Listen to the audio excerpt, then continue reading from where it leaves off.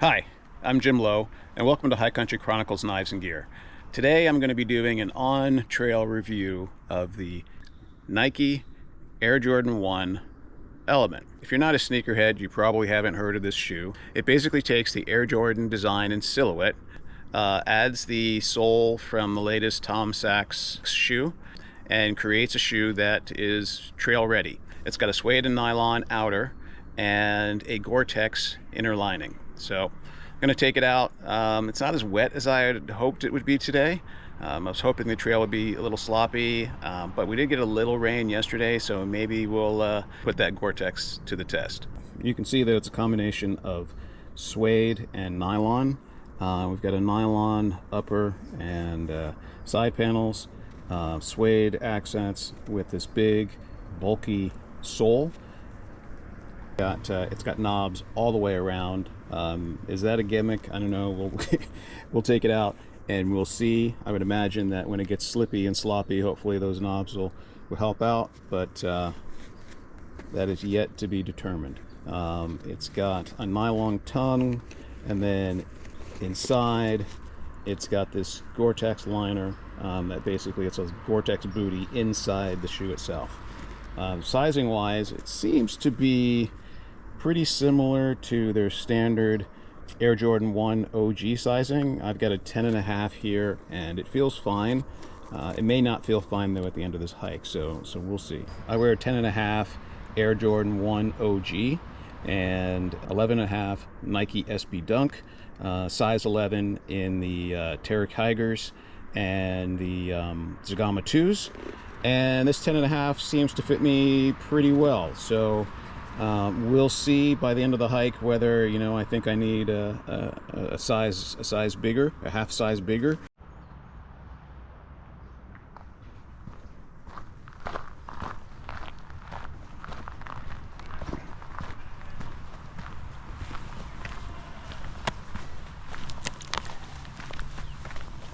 Now, it's actually a quite comfortable shoe. You know, like I said, I think I referred to the sole as being bulky, and you know, it feels more like a boot than it does a trail running shoe. It is comfortable. It feels like there's a little stiffness on the heel. I don't know if that'll work its way out as I go or not. That's the only downside that I can feel right now. Now, I know there have been discussions in the trail community around, is Gore-Tex really waterproof and breathable? I'm not going to get into that here. We'll see how this goes. You know, I can already tell you that my feet are a little warm. But you know, I mean, it's probably 65 degrees out and the trail isn't that sloppy, so I would kind of expect that. Now, even though I said earlier that it sort of feels like a boot, that's on hard surfaces. Once you get on the softer trail surfaces, and I'm not talking like the hard pack trail, but the softer stuff, it's actually really nice, and it's really comfortable. The hard pack stuff, maybe not so much, but with stuff like this, not super dry, not super hard packed, not really cracked, it's comfortable. You know, I guess in environments and on trails where you would expect, you know, you're wearing a Gore-Tex shoe in a wet environment, trails are going to be soft, it'll be great. The other thing, it's super grippy. I mean, it is really, really grippy. There's some slippery, rocky sections back there, and I just went up them no problem at all. Went purposely through the rockiest sections of trail. You know, the stiffness that I talked about earlier acts as sort of a rock plate. For all I know, it might have a rock plate in it. It's been a little bit hard to get good beta around these shoes, other than like hype sneaker websites, and they're not much help when it comes to determining the trail worthiness of a shoe. Now, the other thing that's attracted me to this shoe is that it is most likely a 6 mil drop.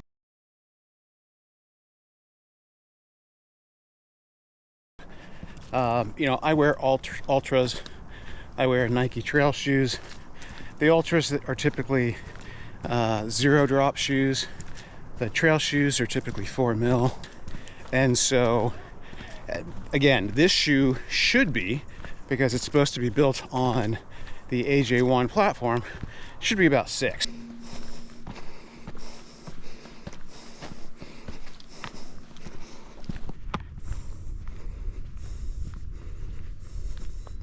Okay, so I've crested the top of the crest, so I don't think I mentioned it, but I'm at Pleasanton Ridge, and so I've crested the top of the ridge. I've gone about 2 miles in the shoe. They're feeling pretty good. I'm maybe feeling a little rubbing on my right outside pinky toe, but yeah, I'm only noticing it now because I'm going downhill. Going uphill, it was fine. So yeah, I've been going over a rocky terrain. I've been purposely going over the rocks, and I mean, I can feel that there's a lump there, but it's super comfortable. And you know, these knobs, I guess one of the things that these knobs do on harder surfaces, I guess they just compress and they just kind of cushion you, which is kind of cool. So far, no issues. I'm having a really pleasant hike with these, and we'll continue on. Purposely stepping as much in these ruts as I can, and really I'm not having any problems with them. You know, I mean, the shoe is stable. I'm not feeling like my ankles are going to twist or anything. So you know, if I was in my trail running shoes, that would be a different story. And then even coming down here, this is usually pretty slippy. Again, I don't walk down here, but running down here is usually pretty slippy, and it's fine. So not too wet yet. I decided to do a little running, especially on the parts that I know are slippy when I'm running with my Zagamas. No issues. It's super grippy, comfortable. It's not a running shoe, but it's not a problem. This here is usually a little slippy, so I'll run down this and see how it goes, and I'll run right through those ruts.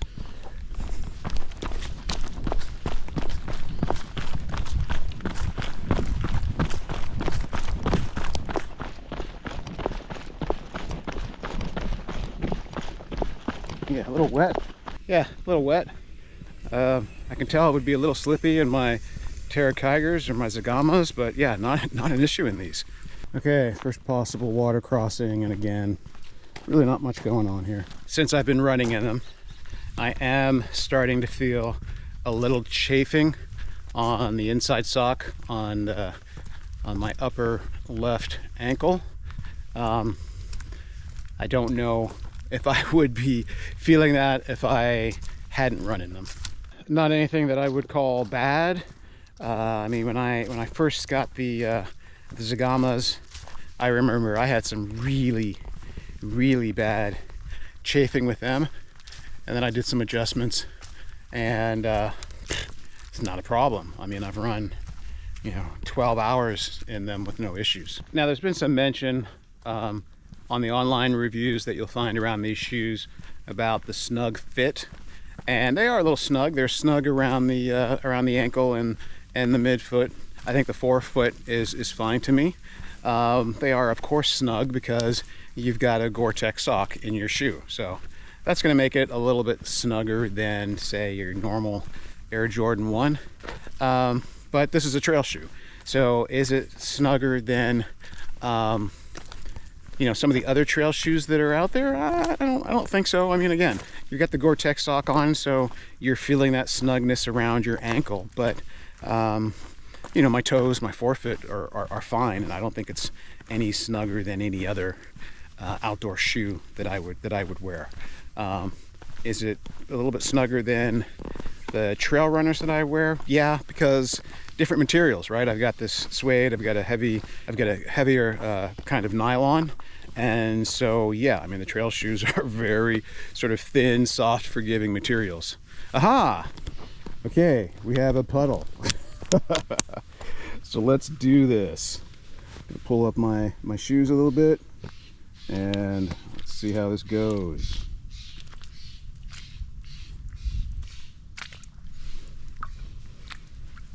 Okay, so I'm not getting over my ankles in the back.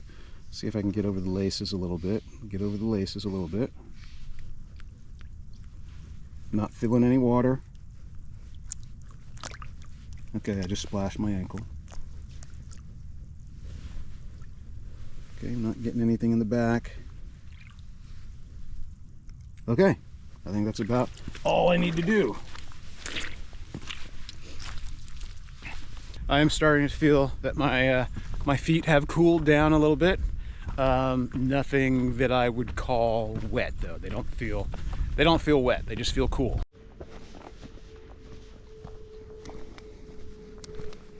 Another tree down. I've been seeing trees in our area come down a lot recently, and I don't know if there's some sort of pestilence going on or what the story is. Okay, so here the knobs are slippy on here, which I guess you might expect.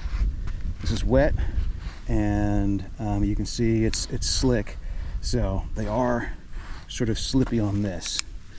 So that's one thing I would be careful of.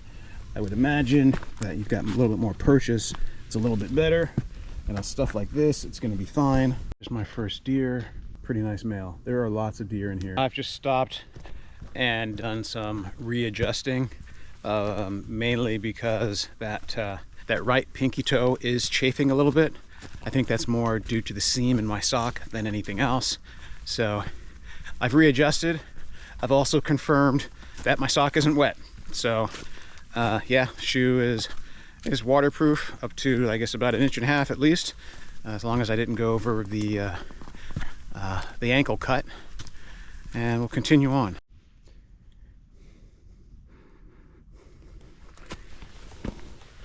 Go right through the worst section of trail, going up. Really no issues. Okay, stop being an eco-terrorist. It may not look like much, but this section of trail is steep and these leaves are slippy. No issues.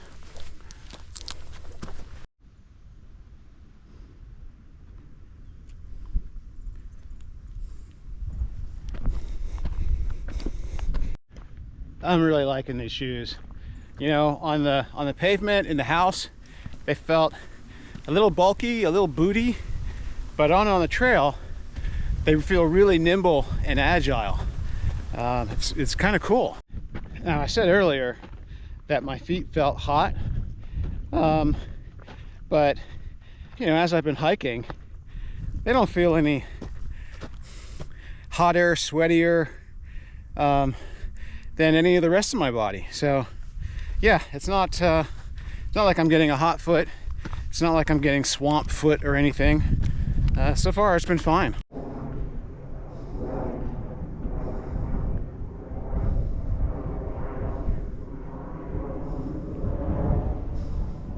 Okay, I'm at the 4-mile mark, and I'm starting to get a little chafing on the left-hand side now, and I think that's not because the shoe is too small per se, but I think I may need to size up.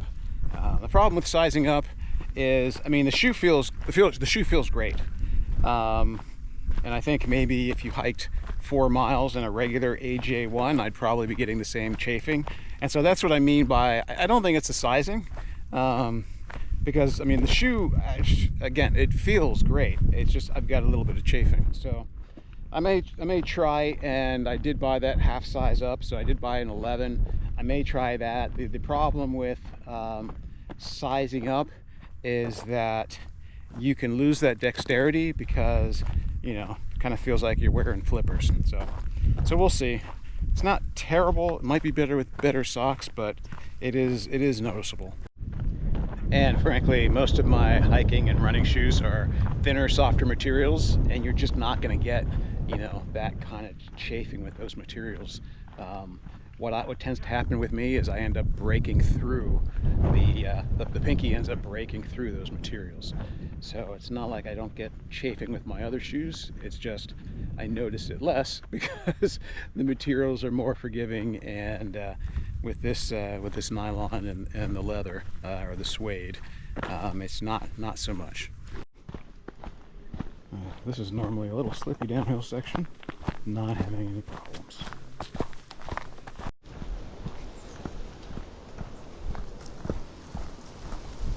Sometimes chafing can just be a matter of, you know, too tight of the laces, and so I just stopped and I loosened the two bottom laces, and it feels so much better. The chafing's gone.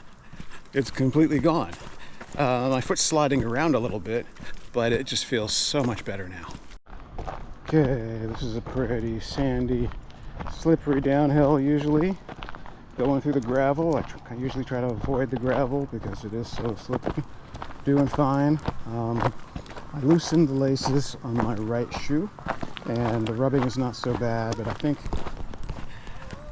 I liked the tight fit because I felt more grounded, more in touch with the trail. Okay, another gravelly section that I try to avoid, and the shoes are handling it no problem. I wouldn't hike down it in my trail runners, but there's really not a problem for the shoes. And when I say not a problem, I mean, you know, it's grippy, but it's also not uncomfortable. Okay, I'm down. My guess, because I didn't start my Strava, is 6 miles, somewhere between 2.5 to 3.5 hours with 1,600 feet of climbing. I'll be able to say exactly when I get home. I've got, you know, this is one of my typical runs, so I've got all that information. First off, I got to say I love these shoes. You know, on the concrete, on the hard packed soil, they're sort of booty and clunky. You get them out on the soft soil, and they're comfortable, they're nimble, they're agile, they're grippy. I'm really pleased. In terms of the sizing, I think if you are familiar with Nike shoes and the AJ1 OG Lowe version of those shoes, I think it's pretty true to that size. I hate the term true to size because all shoes are different and they're all going to fit you differently, and people say true to size, yeah, that doesn't really mean anything to me. But if you wear those shoes, it is pretty true to that size. Now, my feet are wide, and I find that every once in a while with an OG Air Jordan, I have to size up. For example, in the 85s, I have to size up in the 85s. So if you know shoes, let me tell you what I wear so you can kind of have a comparison. So these are 10.5. I wear a 10.5 in an AJ1 and an Air Jordan 1 OG. I wear an 11 and an Air Jordan 1 85. I wear an 11 in a Dunk Low. I wear an 11.5 in an SB Dunk Low. I wear 11s in Ultras. I wear 11s in Nike Terra Kiger and Zagama shoes. So that would kind of give you sort of a gauge. Again, I did get chafing with these. You know, could I walk or hike 15 miles in these as they are standing now? No.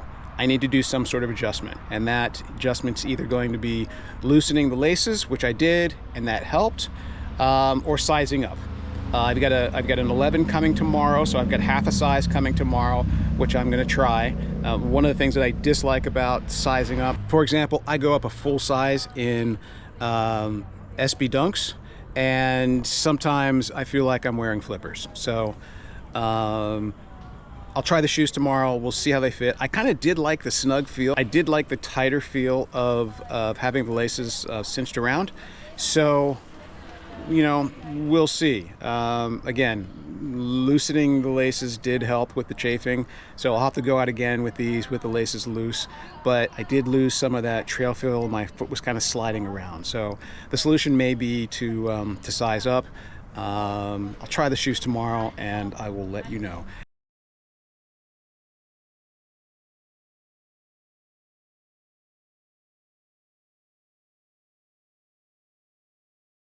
If you've watched this video to the end, thank you. I appreciate it. I hope you enjoyed this review. I seek solitude and rest. Take the stress off my chest. Words are empty when majestic is everywhere.